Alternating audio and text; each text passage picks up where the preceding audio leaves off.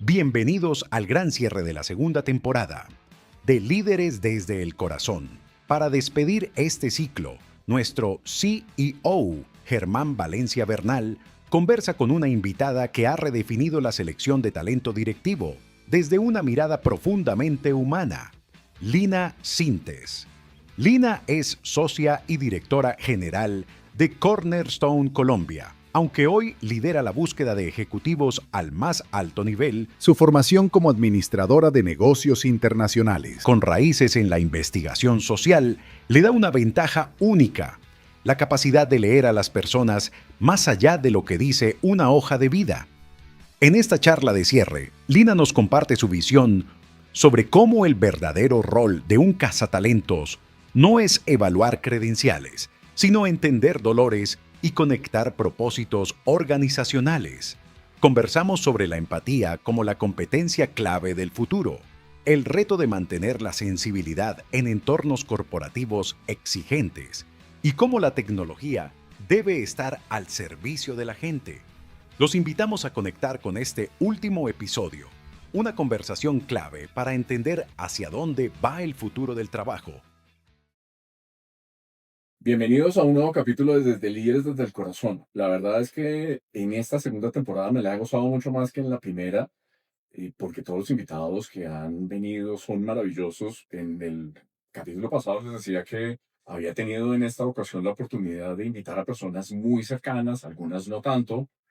Quien me acompaña el día de hoy, y ya después ahorita lo vamos a hablar, creo que incluso hasta fuiste alumna mía, muy seguramente en la Universidad de La Sabana.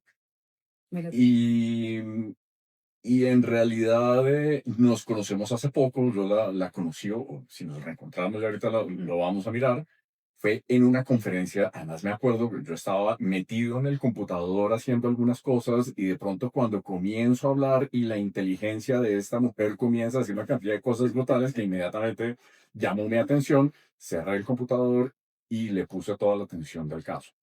Hoy nos está acompañando Lina Sintes, una de los grandes referentes en temas de recursos humanos y de reclutamiento de alto nivel, no solamente en nuestro país, sino en América Latina. Lina, qué felicidad tenerte aquí en este espacio. Bienvenida. Mejor dicho, qué bienvenida tan elegante.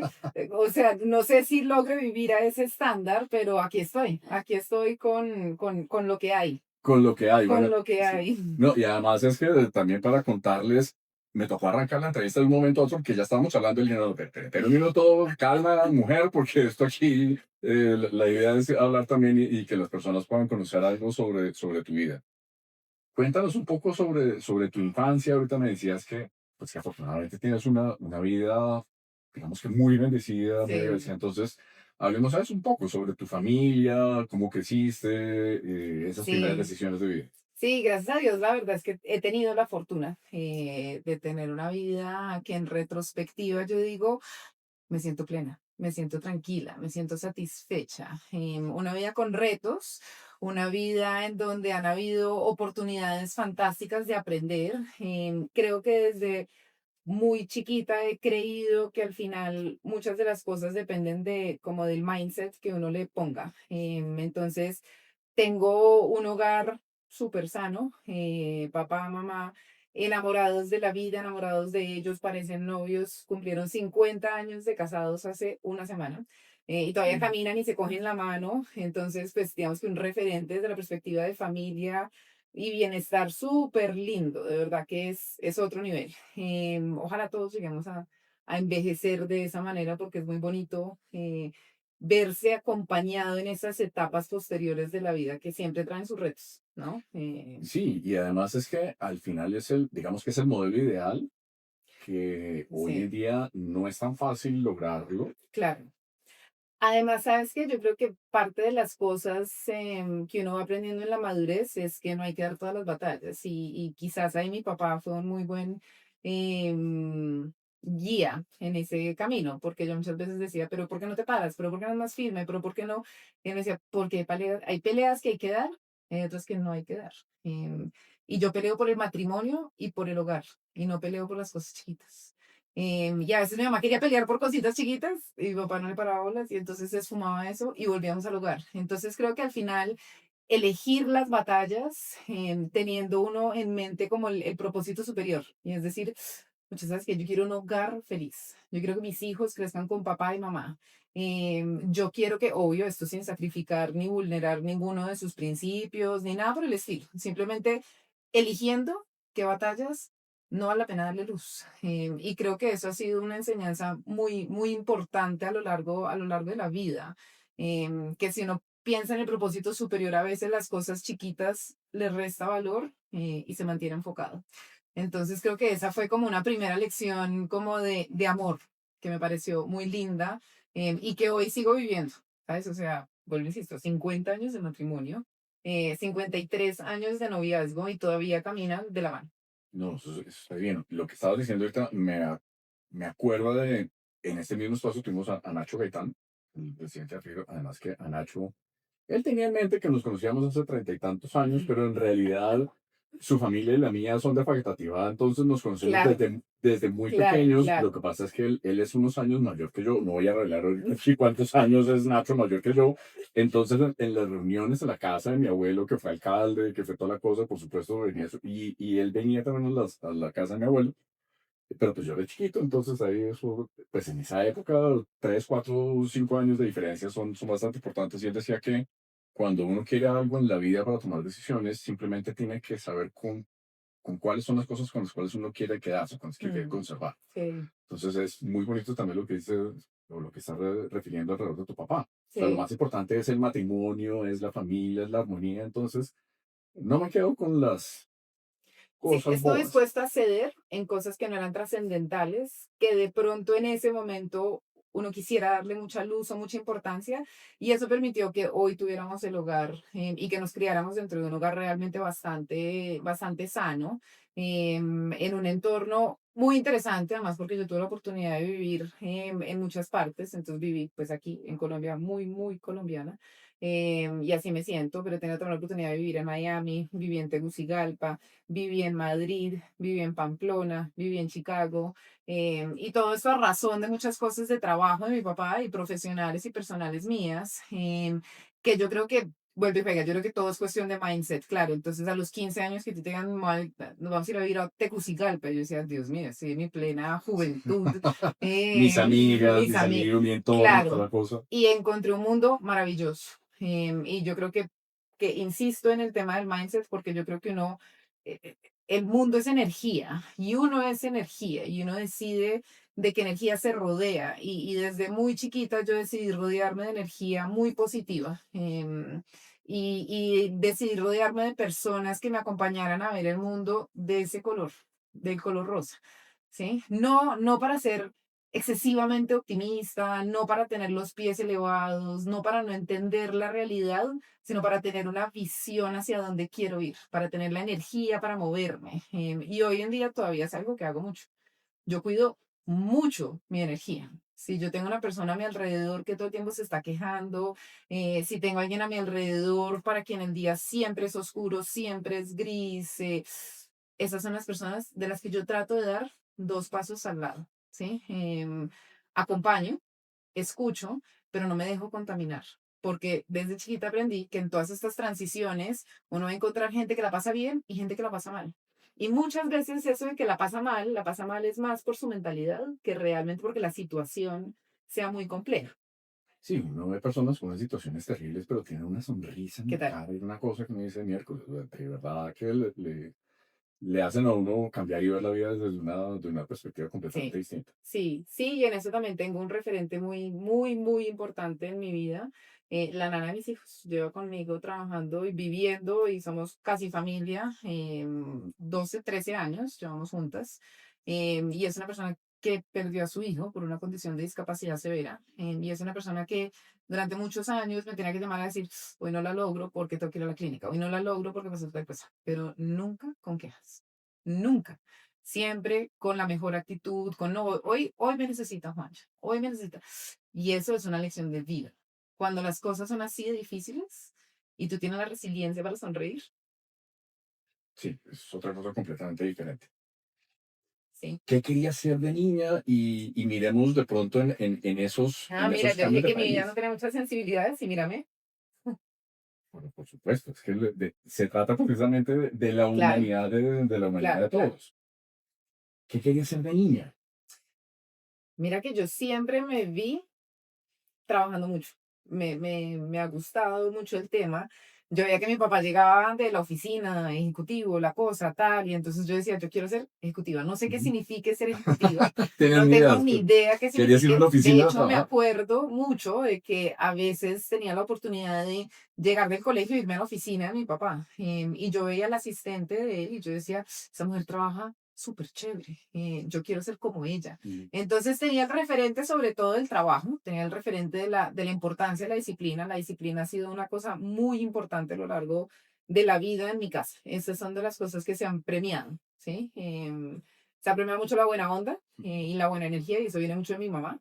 Y se ha premiado mucho la disciplina, y eso viene mucho de mi papá. Y creo que como que uno tiene que tratar de coger lo mejor de los mundos, interiorizar y hacer parte de lo que es uno. Entonces, insisto, yo creo que yo quería ser ejecutiva, sin saber qué significaba ser ejecutivo. No sabía si ejecutivo era ser chef, o qué era, pero quería ser ejecutiva porque me sonaba lindo, sonaba como algo. Y al final del día yo creo que más allá de lo que uno haga, es tener un propósito para el que uno lo hace. Eso es toda la diferencia, o sea, levantarse uno todos los días de la cama con un propósito. Tú veías a tu papá feliz en lo que hacía. Sí, sí, sí, sí, sí, muy feliz, muy feliz, muy feliz. Y a mi mamá muy feliz en lo que ella hacía, porque ella tomó la decisión de que su profesión era ser mamá. Y es una profesión absolutamente, no solamente legítima, lindísima. O sea, me le quito el sombrero porque me parece que es una profesión además dura y no tan bien remunerada. Remunerada así desde el amor. Y creo que al final hoy todos agradecemos un montón esos espacios, pero yo veía a una persona que trabajaba feliz. Yo nunca vi una persona que trabajaba y llegar y decir, uff, hoy fue un día duro, la cosa está difícil, no la vamos a o sea, como que nunca, nunca vi eso. Era, hoy tuve un montón de reuniones y estuvo súper chévere porque fue un día en donde hice tal, tal, tal. Entonces, como que todo sonaba interesante, todo sonaba emocionante.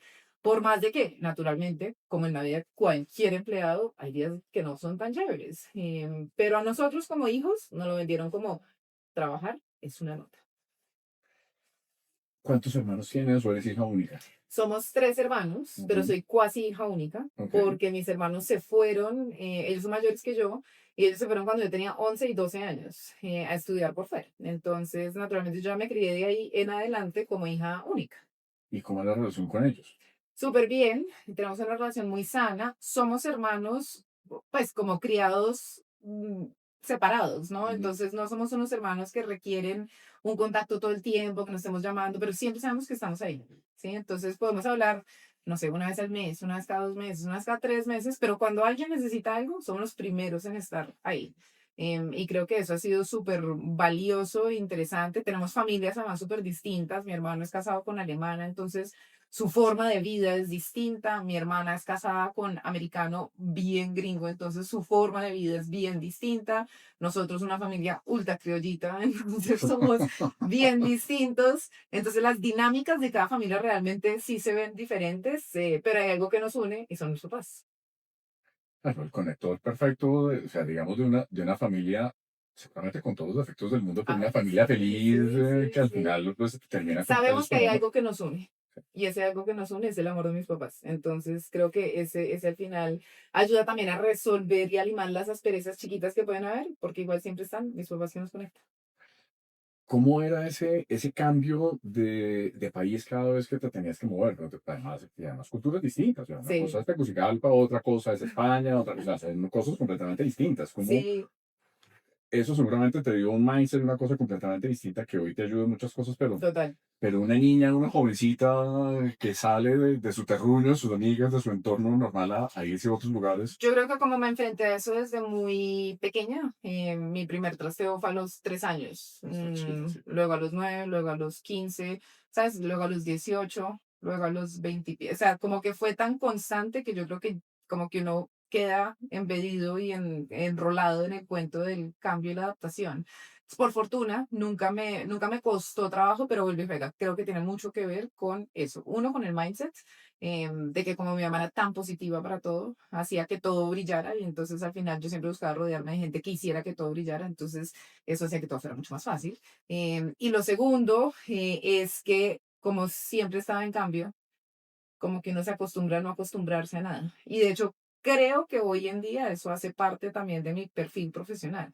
A mí me cuesta trabajo cuando las cosas están Muy planas. muy planas. Entonces, aquí al interior yo siempre busco como innovar o dejar de hacer las cosas de la misma manera. O qué pasa si nos inventamos algo nuevo. O sí, o sea, creo que al final el status quo me incomoda.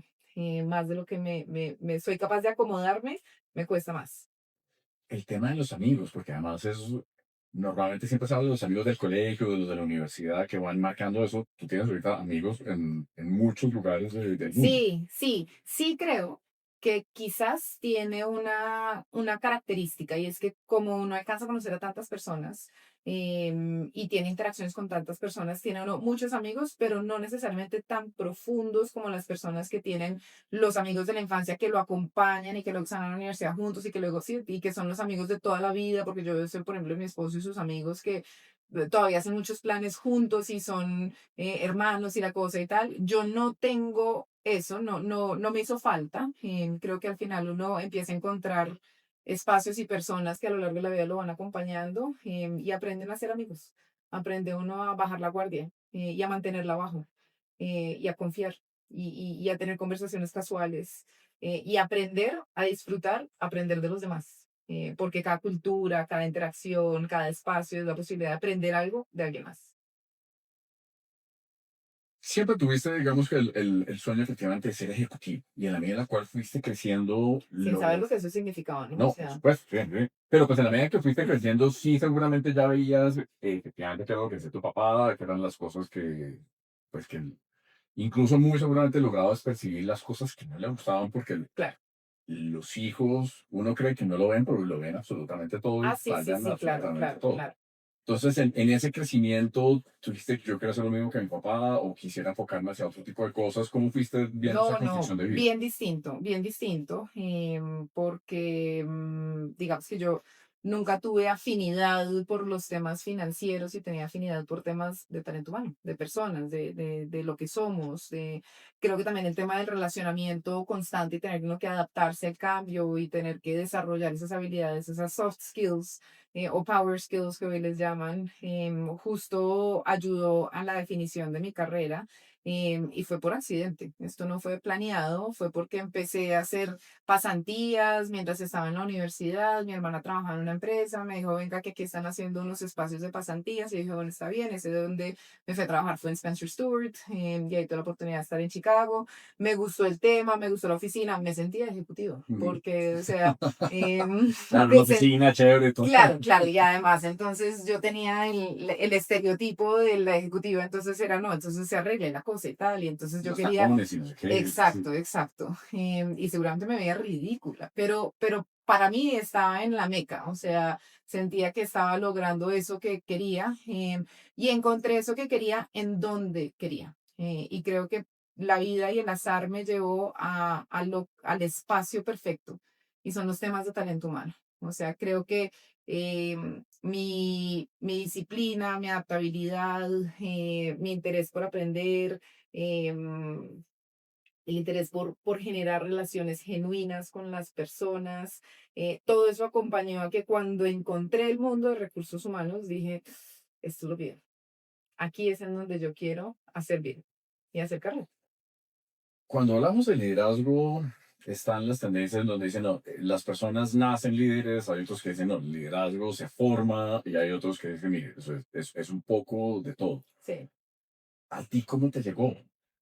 Yo creo que me parece pomposo decir, o sea, considerarme una líder, ¿no? Entonces yo creo que al final del día soy una persona que se esmera por impactar positivamente la vida de los demás. Eso es un poquito como lo que, como me percibo. Yo creo que en términos de liderazgo y de desarrollo y de habilidades, yo creo que se hace y se nace. Creo que es una combinación de las dos. Y de hecho hay un gran libro que se llama Grit de Angela Ujú. Duckworth, súper recomendado, que justo estudia eso, ¿se nace o se hace? Y yo creo que al final del día se nace con unos talentos y por eso es tan importante la autoconciencia y conocerse uno mismo y querer ver esos puntos ciegos que los retrovisores a veces no nos dejan ver, y esos retrovisores muchas veces son el ego. Entonces, querer ver esos puntos ciegos, quererse conocer muy profundamente, entender las fortalezas, pero también los descarriladores y entender en dónde no voy a ser necesariamente la más brillante y está bien, porque prefiero apalancarme en lo que soy muy buena. ¿Sí? Entonces creo que se nace con unos talentos, pero creo que esos talentos sin esfuerzo y sin dedicación pierden fuerza. Entonces creo que cuando uno tiene una serie de talentos, y todos los seres humanos tenemos talentos, entonces creo que cuando tenemos unos talentos y los hemos sabido diagnosticar y nos sentimos cómodos con lo que somos y con lo que no somos, y enfocamos nuestro esfuerzo en eso, tenemos una posibilidad realmente de destacarnos en esas habilidades y en esas competencias y empezar a acompañar a otras personas, que creo que es lo que debe hacer un buen líder, acompañar a otros, hacer el mismo ejercicio que uno pudo hacer y es conocerse también y sentirse tan cómodo con lo que uno es y con lo que uno no es, que brilla desde lo que es y que da el espacio para que otros brillen desde lo que ellos son y uno no es. Entonces, creo que esfuerzo es una característica muy importante. Y también eso lo relaciono con las pruebas de coeficiente intelectual, ¿no? Entonces, cuando nacen estas pruebas, nacen para ver si los más inteligentes que arrancan terminan siendo los más inteligentes, identifican que no es así. Los que nacen más inteligentes, pero se duermen sobre los laureles y se acomodan en lo que ya son y no le meten esfuerzo, pues al final otros que quizás tuvieron unos talentos más bajitos, pero que se esforzaron mucho más, pues terminan sobrepasándolos en pruebas cognitivas como son las de IQ. No, no solamente temas de pruebas cognitivas, sino también hay una conferencia de la misma autora del libro que me acabas de decir, en una TED Conference, en donde ella comienza a hablar precisamente de las habilidades y quiénes terminan siendo los más Mm, talentosos en las escuelas públicas de Nueva York. mm. O sea, se va allá y al final dice, miren, no son los de las mejores notas, sino son los que a través del tiempo, persistentemente, a través de la disciplina, han logrado salir adelante y logran desarrollar esos soft skills efectivamente para poder terminar siendo muy exitosos. Pasión y perseverancia al final del día. Y para encontrar la pasión, tienen que conocerse muy bien. Y por eso me parece que el factor más básico de cualquier ser humano para que realmente todos podamos brillar es tener un buen nivel de autoconciencia.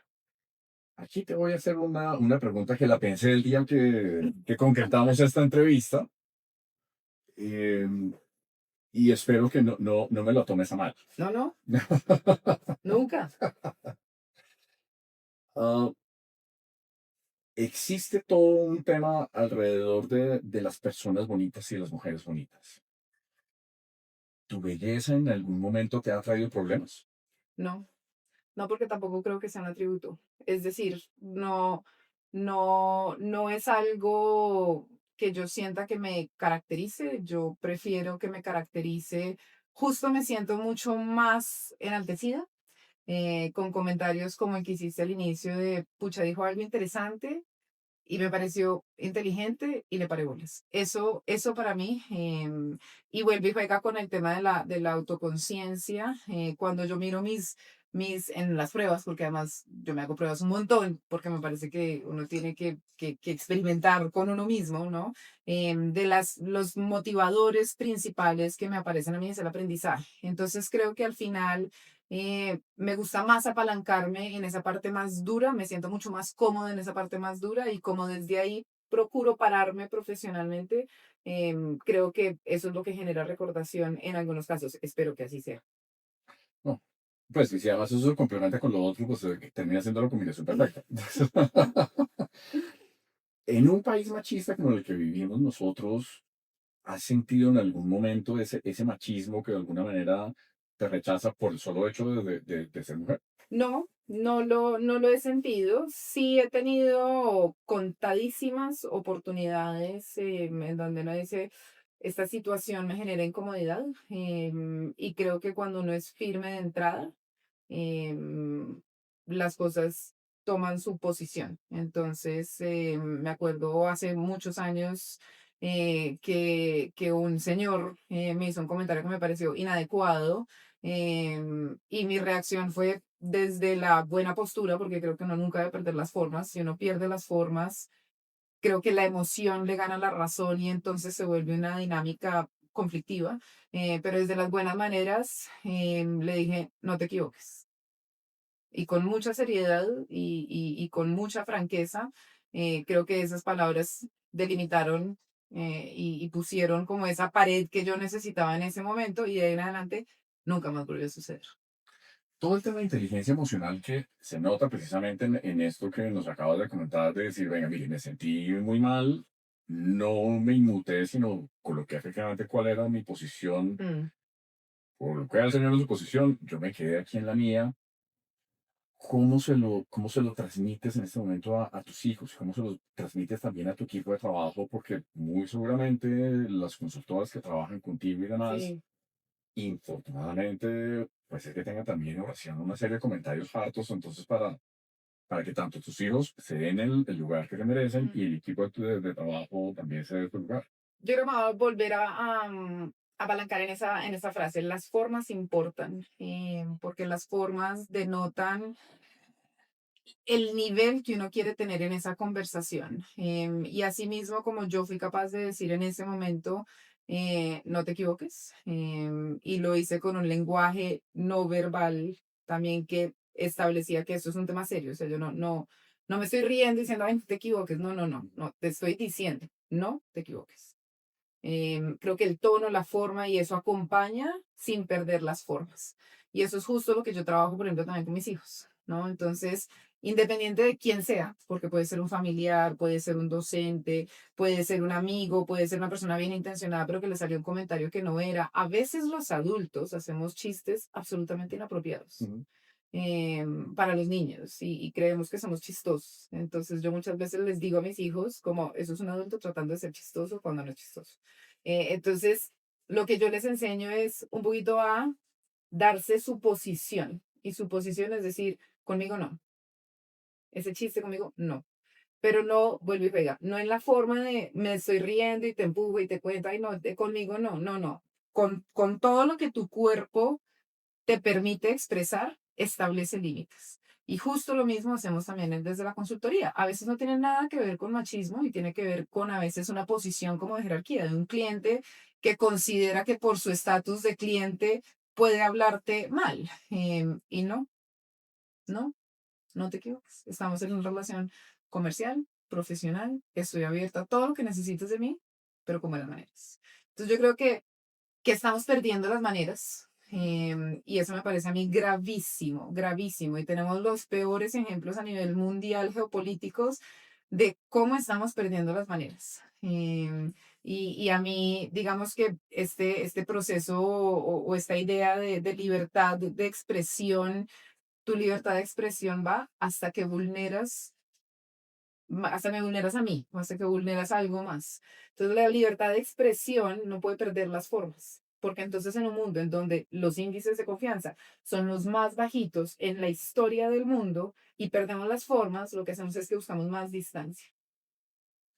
Y esa distancia hace que todo el tiempo estemos susceptibles y vulnerables. Entonces, cualquier comentario que me haga un cliente, yo asumo que me está queriendo decir, no, no asumas. Establece una postura, hazla con la formalidad y las buenas maneras que corresponde y deja que la relación avance. Eso tiene que ver precisamente con la gestión de las emociones y como estabas diciendo ahora, o sea, estamos en un mundo que Mm, es tremendamente sensible. O sea, ahorita sí, todos se molestan por cualquier cosa, porque dijiste, porque no dijiste, porque no era el tonito y demás, y pues eso hace que efectivamente estemos en unos niveles de exaltación bastante complejos. Y es básicamente gestión de las emociones. mm, ¿En qué momento, cómo comenzaste a aprender a sentir tus emociones? Es decir, miércoles, estoy de mal genio, eh, estoy feliz o estoy deprimida o estoy frustrada, bueno, todas las cosas que van por dentro. ¿En qué momento comenzaste a identificarlas, a mostrarlas y a, pues, a controlarlas? Porque básicamente lo que estoy viendo acá es ¿qué sabe? O sea, te has conocido muy bien, has controlado todo este tipo de cosas, o por lo menos tienes un muy bien diálogo interno para decir, oiga, locura que hace quieto un minuto mientras voy y hago, entonces hago esta cosa y después sí grito, hago, no sé, Sí, sí, sí, sí. cómo haces ese diálogo interno con tus emociones y cómo lo gestionas? Yo creo que con la maternidad. Yo creo que ¿Tú fuiste como mamá hace 12 años? yo fui mamá hace 11 11 años, años. ya van a ser 12, sí. Hace 12 años, y yo creo que hace 12 años, oh, no, y justo hoy le estaba hablando con una enfermera que ahora se llaman navegantes, que me parece muy, muy interesante el término. Ok. Pero justo le estaba hablando porque yo le decía que yo siento que al final del día a uno nunca le entregan un manual para ser ni mamá y tampoco le entregan un manual para ser hijo, ¿no? Ni para ser hijo, Entonces, ni para ser esposo, ni ni... para nada, ¿no? Eso es- Eso no vino. Yo no sé si ahora con inteligencia artificial ChatGPT genere ahora manuales y la cosa sea más fácil, pero pues hasta donde a mí me tocó esa etapa más humanizada, no habían manuales, pero había mucha información. Y mucha información sobre crianza positiva, y mucha información sobre el impacto y las heridas de infancia. Y entonces yo no quería dejar heridas de infancia ni por exceso ni por defecto. Y entonces, como que al final del día, creo que en ese momento de maternidad en donde uno empieza a explorar como todas las consecuencias que tienen las reacciones de uno en otro, es en donde empieza a decir, esto hay que administrar, ¿no? Entonces esto hay que controlarlo. Yo no quiero que se acuerden de mí como la vieja loca que gritaba cada vez que pasaba algo, o la que perdía los cabales, o sí, o sea, como que no quiero ser esa persona. Entonces, creo que precisamente ahí es en donde empecé a profundizar un poco más en las emociones, o sea, en entender un poquito más qué me molesta de esta situación. Y creo que el ejercicio fue muy poco científico, pero fue muy auténtico, y era empezar a identificar cuáles eran esas situaciones que hacían que me hirviera la sangre, o sea, que me molestaban, que podían ser un comentario sencillo y chiquito como, oye, yo creo que deberías estar haciendo esto de una forma distinta porque a mí me enseñaron que en la crianza tal cosa. Entonces, cuando él se metía en el rancho, yo decía, ¿por qué me molesta que se me metan en el rancho? Claro, es mi necesidad de control. Entonces ahí empecé a hacerme pruebas, empecé a conocerme un poquito más, empecé a entender cuáles eran esas situaciones que me generaban como ese descarrilamiento emocional. ¿Qué situaciones me molestan? Me molesta cuando alguien trata de decirme qué hacer y no tiene como una argumentación, sino como simplemente porque yo lo he hecho así siempre, entonces ¿por qué no lo haces así? ¿Sí? Entonces eso me costaba mucho trabajo, sobre todo en esa primera etapa en donde todo el mundo no le quiere decir qué hacer y cómo hacer y Sí. dónde hacer y no, entonces Como que tienes que cambiar el pañal, cómo todo, hacerlo, y el todo, truco desde así, lo ¿no? más Y sencillo sí, hasta lo sí. más complejo, todo el mundo tiene teorías, historias diferentes. Y creo que desde ahí fue que empecé a tratar de identificar en mi cuerpo cómo se sentía eso. Entonces yo identifiqué que a mí se me ponía el cuello caliente y que cuando el cuello se me ponía caliente era que algo me molestaba. Y entonces empezar a hacerla como un experimento, No, pero además eso muy hay que yo, contárselo a tu yo, esposo. O sea, cuando me vea el cuello rojo, aléjese, salga más o menos. corriendo. Más o menos. Pero ahí empecé a encontrar y a buscar mecanismos de autorregulación, sin saber que eso se llamaba autorregulación. Entonces empecé a decir, encontré un libro que decía como The 5 Second Rule, entonces la regla de los 5 segundos, que uno debería contar para atrás cuando algo le molesta: 5, 4, 3, 2, 1, porque eso activa la corteza prefrontal y hace que uno como que vuelva a tener control sobre la situación. Eso se usa también en situaciones de como de ansiedad, ¿no? Entonces la gente, por ejemplo, a mí volar me cuesta trabajo porque cuando hay turbulencia siempre pienso en todo, ¿no? Entonces los chinos, el futuro, el seguro, soy catastrófica. Entonces en medio de mi video hago 5, 4, 3, 2, 1. Sí, no, necesito tu vez. Estoy en control. Estoy en control. Esto es un video de mi cabeza. Esto no es la realidad. Entonces creo que empecé a encontrar mecanismos justo porque no quería, y bueno, creo que es que me leí muchos libros de estos temas de psicología y yo decía, pero tampoco soy tan así, pero tampoco hasta allá. Pero positivo sí, pero tiene que haber consecuencias. Pero sí, o sea, como que encontrar esos puntos intermedios me llevaron a querer conocerme mejor, a entender mis emociones mejor y saber regular mejor. Entonces fue más un ejercicio que hice desde la maternidad que luego llevé al mundo profesional, y luego cuando hice mis certificaciones en coaching y cuando empecé a entender un poco más, dije, todo eso que hice de forma empírica y poco científica realmente tiene un respaldo muy interesante. Y eso es lo que creo que me parece que me ayuda a gestionar y a manejar situaciones difíciles. Ese espíritu crítico, ¿desde cuándo lo comenzaste a cultivar? Porque básicamente es un espíritu crítico de ti misma Sí, y de comenzar, oiga, me pasa esto, lo tengo que controlar, lo tengo que manejar. sí, sí, soy muy exigente, para bien y para mal. Soy muy exigente y justo esa conversación la tuve con mi marido este fin de semana porque me decía, pucha, te exiges en todos los frentes, no te cansas. Y yo no me canso porque a mí me da energía como esa exigencia, como saber que llegué a cumbre en esto y que puedo seguir moviendo ¿sabes? Como Si tu ese meta, no umbral. sé, la Sí, meta que hayas llegado o el límite que hayas logrado obtener. sí, yo creo que todavía me falta mucho, pero que hay que ir haciendo las cosas, o sea, creo en esa teoría de James Clear de 1% mejor diario, Ujú. es mejor que hacer saltos que luego no son sostenibles. Entonces, yo creo que uno puede ser tantas cosas en la vida, creo que uno puede llegar tan lejos, y creo que uno puede soñar tan grande, pero hay que tener la disciplina y la perseverancia para esa ejecución, porque hay días que son buenos, hay días que son malos, hay días que uno quiere, hay días que uno no quiere, hay circunstancias que bajonean, pero vuelve y juega. Ese concepto de cuidar su energía, de tener o sea, de empujar sus límites y querer ser siempre un poquito mejor, hace que uno sea muy autocrítico, para bien y para mal, y que al final del día logre uno como mejorar. ¿Cómo descansas? Me cuido mucho en mi sueño. Soy muy cuidadosa con mi sueño. Yo sí trato de dormir 7, 8 horas. Además, trato de dormir 7, 8 horas, sobre todo porque en el sueño es que hay la consolidación de la memoria. Ujú. Y como me gusta tanto leer y estudiar, y me gustaría más un reconocimiento por ese lado, como de lo técnico, de lo duro, de las capacidades, como de conectar esos puntos y de desarrollar, yo creo que de ahí el sueño se vuelve muy importante. Y creo que si queremos ser profesionales de alto rendimiento, hay que tratarnos como atletas de alto rendimiento. Hay que cuidar el sueño, hay que cuidar la alimentación. Yo tengo todo mi plan de suplementación, yo me hago exámenes de sangre cada tanto justo para mirar qué me debo suplementar. Cuido que mi comida sea de fuentes, lo más orgánico, y limpio posible, no como ultraprocesado, soy un poquito cansona con esas cosas.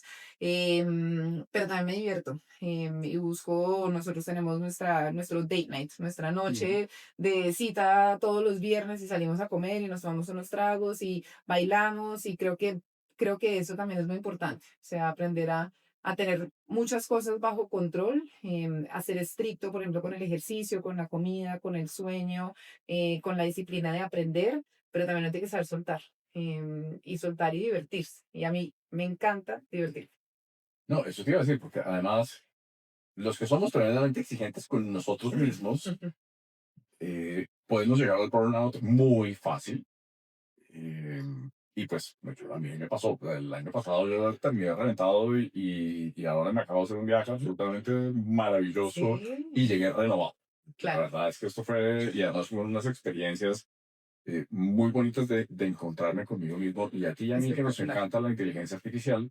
Entonces monté un agente psicólogo y esto fue de llorada en un restaurante al lado de una carretera en donde me estaba confrontando muchas cosas y un poco como que ese fue Espectacular. el momento de soltar y desconectarme.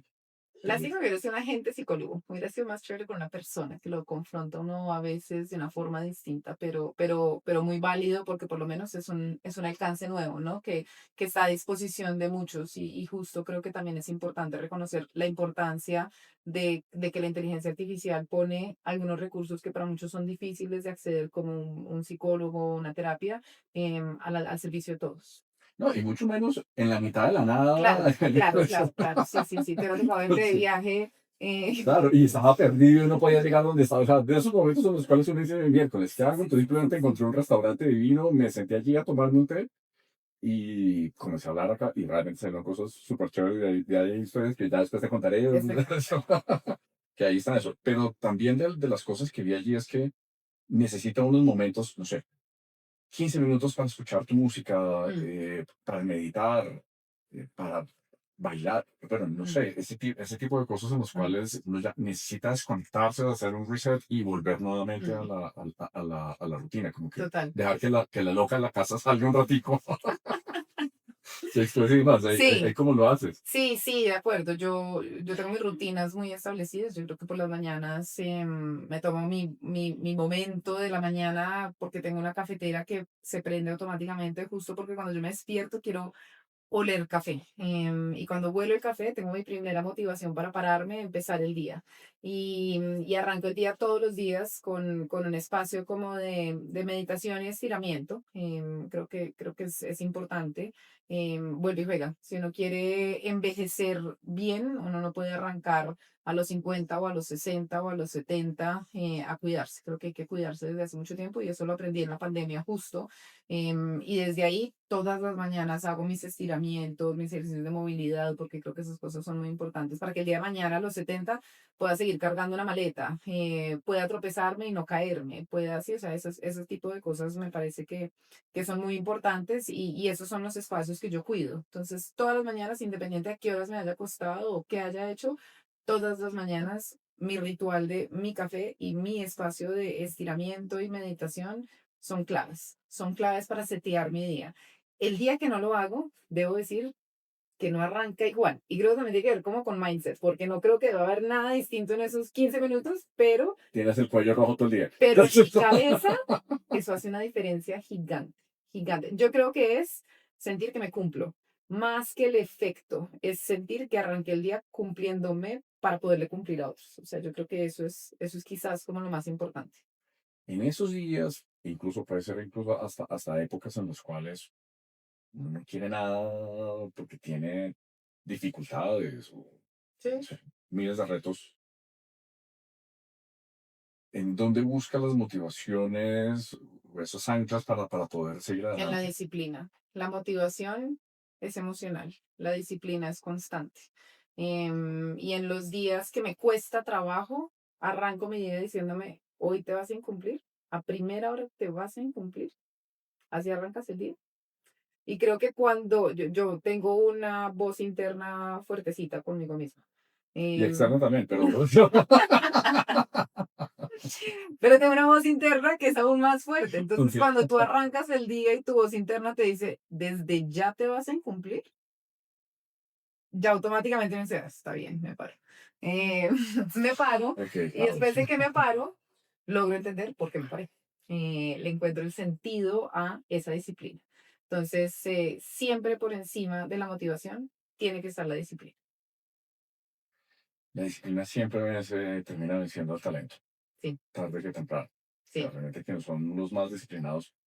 De hecho, tanto Senna como Schumacher fueron los maestros de correr en lluvia porque ellos Mm, se ponían, o sea, no se bajaban del carro hasta que, incluso hasta con slicks, podían dar las vueltas y podían dar las mejores. O sea, por eso inmediatamente comenzaba a llover. Senna y Schumacher, nadie los podía claro. igualar, porque tenían un talento natural que, por supuesto, eran unos grandes conductores, pero en la lluvia y en situaciones complejas nadie les ganaba precisamente por la disciplina en la cual tenían.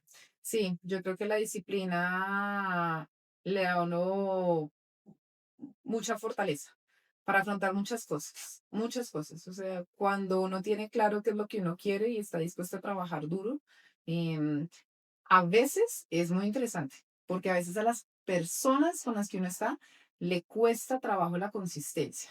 Me explico.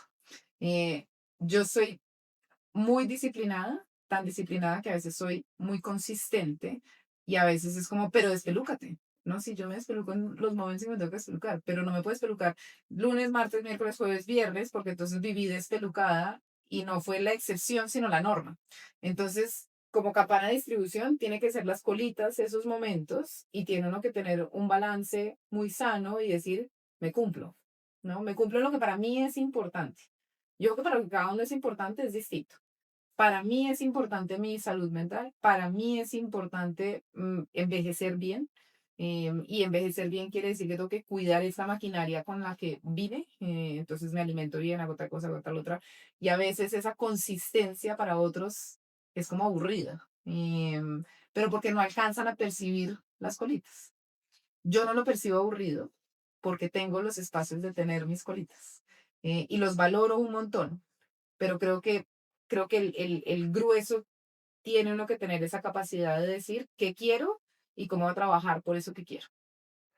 Si le pudieras dar un consejo de corazón a alguno de tus colaboradores que está arrancando y que quiere ser exitoso, no, y no solamente en este negocio, sino En cualquier. en cualquier otro, además de la disciplina, que Mm. seguramente lo dirías por ese lado, ¿cuál sería ese consejo de vida? Sin duda, el autoconocimiento. Yo creo que es muy importante quererse conocer, quererse entender y valorarse por lo que uno es y por lo que uno no es. No hay super ratones. Nadie es bueno en todo, nadie es perfecto en todo. No, no existen los super ratones. Hay trade-offs, ¿no? Por cada decisión que yo tomo, pierdo otra decisión que podría tomar. Y sentirse cómodo con esos trade-offs quiere decir que yo me conozco lo suficiente y tengo lo suficientemente claro hacia dónde voy, que cuando tomo una decisión no me duele. No me duele al final. Claro, entiendo que por cada decisión sacrifico otra cosa, Ujú. pero no me pesa. No me pesa porque sé que más adelante todo se recompensa. Pero eso solo funciona si yo me conozco lo suficientemente bien. Y conocerse lo suficientemente bien es querer hacer pruebas, recibir las interpretaciones de esas pruebas y ver el lado claro y el lado oscuro, hacer preguntas, hacer encuestas para las personas que trabajan con uno en qué ven, qué les gusta, qué no les gusta, de cuál es el espacio que hay que mejorar. Sí, o sea, como que tener esas antenas muy, muy puestas y muy abiertas para poder uno querer ser un poquito mejor. Tener Em, conversaciones incómodas que a veces a la gente no le gusta. Claro, claro, desde las buenas maneras. Yo creo que las conversaciones incómodas son muy nutritivas si se hacen en la forma adecuada.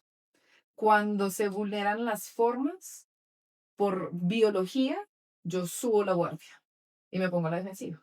Y entonces ni yo me nutrí, ni tú te nutriste, y terminó siendo una relación o una conversación incómoda, catastrófica, no llegó a ningún fin y al final yo tampoco aprendí nada y tampoco mejoré.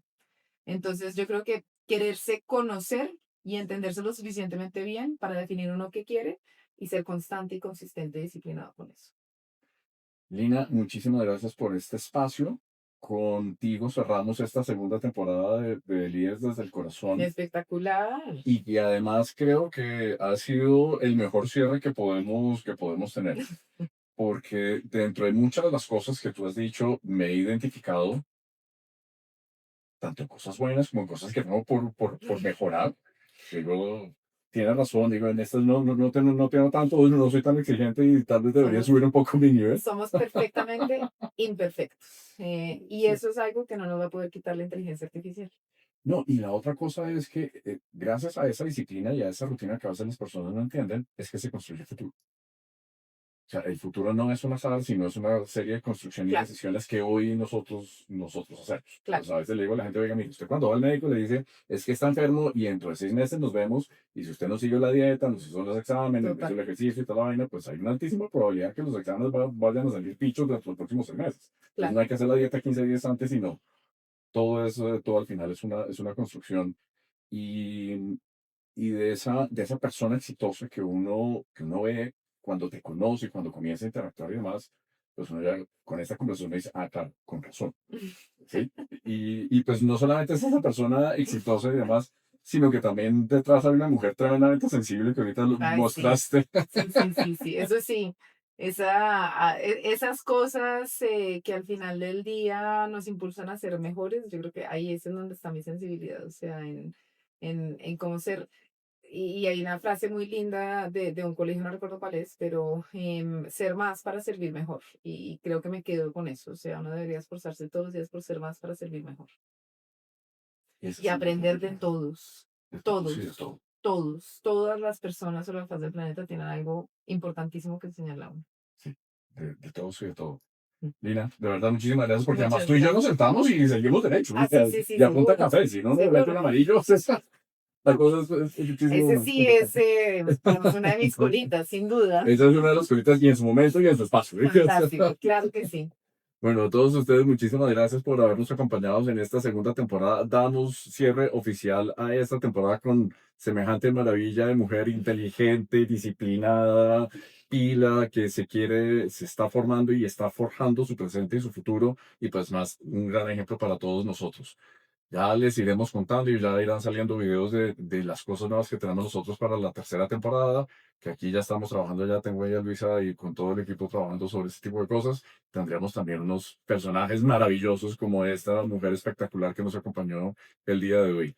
No olviden suscribirse y seguirnos para poder ver y poder analizar mucho más liderazgos desde el corazón.